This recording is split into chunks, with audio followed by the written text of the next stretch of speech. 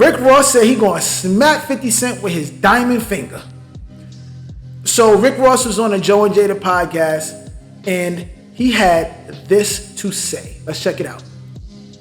I like what you said about the whack rappers that might get out of line and shit. Just imagine if I had the chance to slap 50 Cent with this shit right here. Come on, man. You know, it's a family show, Ross. No, I'm just saying. Just imagine that. That's a blessing. I ran out of flag. We just talked about. No. You just mentioned it. No, I'm not talking about him. No, you was. No, I wasn't. Yeah. I caught that. No, the whack rappers running around. Sorry for and then you get the. I had nothing with the $1 million backhand. You feel me? No, I didn't say that. You was talking about 50 Cent, the whack nigga that I'm not even thinking about him. I was talking about a time when. No, I caught that. I caught that alley hoop. Yo, Ross, stop. I'm a Wimbayaya nigga. Yo,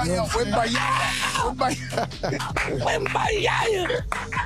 I'm giving Joe Crack what Joe Crack asked for. The whack rappers, the nigga 50 Cent. I never You threw me the alley hoop on 50, nigga. Come get it, 50. I don't have to, but I'll be clear. I definitely wasn't thinking about 50 Cent. I was thinking about some old school rappers. I don't want to say who. Some friends of mine that back in the day, they had the game in the chokehold and then they flopped. Man, they G-Unit. No. It was G-Unit. It was them niggas. The nigga with the dark cheek. What's that nigga name? Uncle Murder. That nigga cheeks way darker than his forehead. He need that rewind skin cream, nigga. I caught that alley hoop, my nigga. No, I didn't do that. I went by out that nigga. My shit, PG-13. I don't Kiss, what that be? I think inspiration. Come on now. Let's keep. Hold on. Yeah, I see what Rick Ross trying to do. He kind of trying to like divide and conquer a little bit, but y'all think 50 Cent gonna be mad? Y'all let me know in the comments. For real, the nigga cheeks dog. How about it? Listen, you gonna say I inspired that talk? You did. You gonna say that I shit? caught the alley hoop. The volume is now like Death Row Records. So we're gonna stop right there for a second because let's just talk about it. All right. Rick Ross went on that show and he know he beefing with G-Unit. He been beefing with G-Unit forever. And he know that Joe and Jada kind of are cool with especially Joe. He's actually really cool with 50 Cent as of late, right?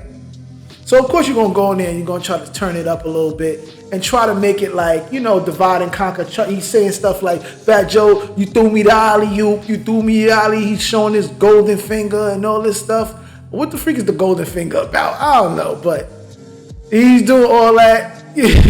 Saying he gonna smack 50 is a little wild. Even though I'm not the biggest 50 Cent fan, Rick Ross, I don't see you smacking nobody. I'm sorry, bro, and I love your music, but I just don't see it happening. So he's on there trying to divide and conquer, y'all. That's what he's trying to do. I hope 50 Cent don't get mad at Fat Joe and Jada because they really tried to be like, nah. Fat Joe said numerous times, I'm not doing that. That's not what I was saying. I'm not saying that. He's like, yeah, you got the alley. Like, nah, I'm not saying that. So Tony Yayo and Uncle Murder went to respond. Let's check that out right now.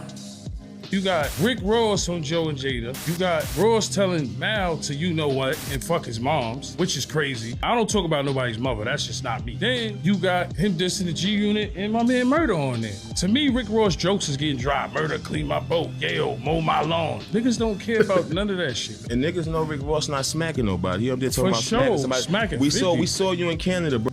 My boy Uncle Murder, he in good shape right now. Look, you see the vascularity in his arm? Good job, Murder. Good job. You look good, man. Keep it up. Brother, we saw you run on your peoples. We know you not about that. We know you soft, my brother. BET Awards, when the shit happened with Jeezy, I was there. I was backstage. And this is when 50 is going back and forth with Diddy backstage. I think that's the day he told French, Meek is better than you. 50 was just wilding that day. When Rick Ross walked by me, Smack got the video. He just don't want to put it out. They said, what up? They had like 30 niggas with them. And I'm like, what up? Like, we don't never travel light, so he knows it's not like that. But now the volume is definitely like Death Row. Yeah, but Ricky Rose, that your punk ass, a nigga punch him in the chest, he might have a season, man. Shout out to Biggs too, man. Shout out to Biggs, because I heard Jay-Z made that call. Yeah, he made a nigga apologize. Yo, Ross, make sure you retract them statements. Apologize. He retracted statements to Biggs, and this is why I said the volume is turning into Death Row. I love it. Shit. So there we have it. So I'm actually very impressed, and I'm very happy that Tony Yayo he kind of took the high road a little bit. Even though they did shoot their shots, they did take the high road. They didn't go back and forth like wild crazy. You know, Tony Yayo, Murder did a little bit, but it's okay. Like, freaking Rick Ross is saying he gonna smack people in y'all camp.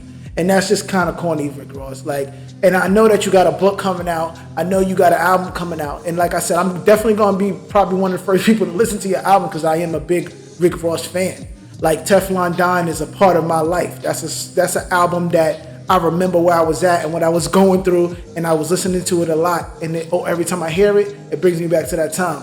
But I really don't like you threatening to smack people and all that stuff just to promote an album and a book, bro. Like, I know you don't like them, but come on. And then on top of that, you're saying wild stuff about Biggs. Like, I learned that Ma and Biggs are related. That's crazy. Biggs is he's the third piece of this Rockefeller, the original Rockefeller. It was Biggs, Jay-Z, and Dame Dash. I never knew that he was related to Mal. That's crazy. He's Mal's brother.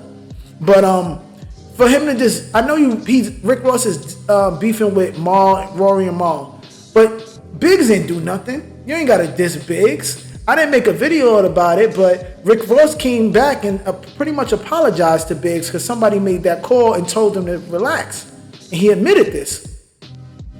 I'll probably insert the clip in this video. I want to say this. Hey, Biggs, Burke, you got somebody that love you. You got somebody that really love you. I'm going to leave it at that.